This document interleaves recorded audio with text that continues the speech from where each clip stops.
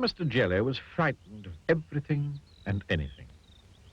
At the slightest little thing, he would quiver and tremble and shake, turn to jelly.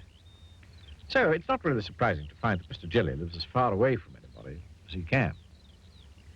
In the middle of a wood, miles and miles from anywhere. This story begins one morning when Mr. Jelly was asleep. It was a beautiful autumn morning. The sun was shining, the leaves on the trees had turned to a glorious red, and the wind stirred gently in the treetops. A single leaf fell gently from the tree right outside Mr. Jelly's house and quietly brushed against his bedroom window as it fell. Mr. Jelly woke with a start. What? What's that terrible noise? Oh, heaven, the house is falling down. It's an earthquake. It's the end of the world. Oh! And he hid under the bedclothes, trembling with fright. After an hour, by which time he realized that his house wasn't falling down and that there wasn't an earthquake and the world wasn't coming to an end, Mr. Jelly peeped out from under the bedclothes. Phew, he said. Oh, thank goodness for that. And he got up and went downstairs to make his breakfast. After breakfast, Mr. Jelly thought he'd go for a walk. He was walking through the woods which surround his house when a worm poked its head out of the ground. Morning, said the worm cheerfully. Mr. Jelly? Mr. Jelly nearly jumped out of his skin. What? Who's there? Then he saw the worm. Oh, good heavens, it's a snake, a man-eating snake. Oh, I'm going to be eaten alive. He jumped up into a tree. What a performance, commented the worm, and went back into his hole. After an hour, Mr. Jelly felt brave enough to climb down from the tree and continue his walk. Eventually, he came out of the other side of the wood and into a field. It was an empty field. Or was it? In the long grass in the middle of the field, unseen by Mr. Jelly, there was a tramp enjoying a sleep in the autumn sunshine. Mr. Jelly picked his way cautiously through the grass. The tramp, fast asleep, snored. Oh, what was that? What was that? Shrieked Mr. Jelly. It's a lion. I heard it growl. Oh, goodness gracious. Oh, dear me, a huge lion with enormous teeth. A huge lion with enormous sharp teeth that's going to bite me in two. A huge, ferocious lion with enormous sharp teeth that's going to bite me in two, if not three. And he fainted. All this commotion awakened the tramp, who yawned, stretched, sat up, and saw Mr. Jelly lying on the ground beside him.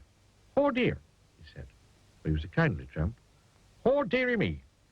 And he picked up Mr. Jelly and placed him gently in the palm of his hand. Mr. Jelly came to and sat up, rubbing his eyes. And then he saw the tramp's face looking at him. Oh, disaster. Oh, he screamed. Oh, calamity. It's a giant, an ogre. Oh, gracious, he's going to have me for breakfast. My, said the tramp gently. You're a nervous little chap now, aren't you? What's your name? It's Mr. Jelly. Mr. Jelly. Stammered Mr. Jelly. Now, I used to be nervous like you, said the tramp, but I learned how not to be. Would you like me to tell you the secret? Mr. Jelly quivered and shook and said, yes, please. It's very simple, continued the tramp. All you have to do is to count up to 10, and you'll find that whatever's frightening you isn't quite so frightening after all.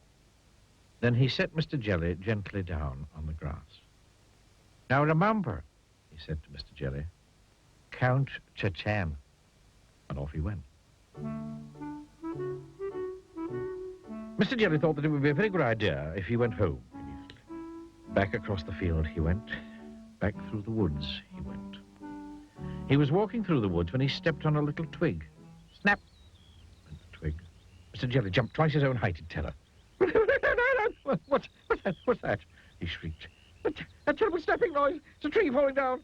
It's going to crush me to pieces. Oh, it's a crocodile hiding in the bushes, snapping its teeth. Oh, oh,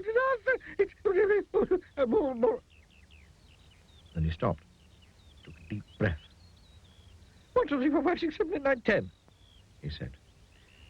And he saw that what had gone snap was a twig, a silly old twig. Phew, he said. Mr. Jelly had almost reached his house when a leaf drifted gently down from a tree on top of him. Oh, help! Police! Murder! He screamed. I'm being kidnapped! Oh, it's ruffians with guns! They're going to... And then he stopped. He took a deep breath. 1, 2, 3, 4, 5, 6, 7, 8, 9, 10. And then he saw that what had fallen on him was only a leaf. Nothing but a leaf. A stupid red leaf. It works, he said out loud in wonderment. And you know, it did. He never shrieks or shouts or screams or quivers or shakes or trembles anymore. In fact, he's become quite firm. And he never hides under the bedclothes. Well, not very often, anyway. 1, 2, 3, 4, 5, 6, 7, 8, 9, 10.